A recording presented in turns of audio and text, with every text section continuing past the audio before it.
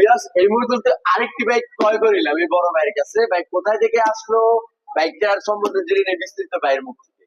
আসসালামু আলাইকুম। ওয়ালাইকুম আসসালাম। আপনার নামটা যেন কি? আমার নাম লাকমান বাগ্গি।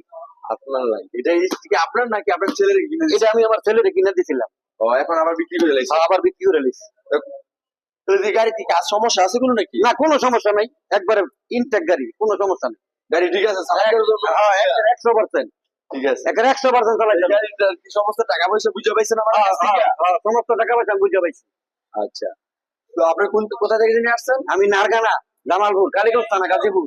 ও আচ্ছা, তো অবশ্যই ওনার জন্য দোয়া করবেন। ওনার যদি সামনে আবার বাইক কিনে ভালো একটা বাইক যেন কিনতে পারে, আর আমাদের জন্য দোয়া করবেন।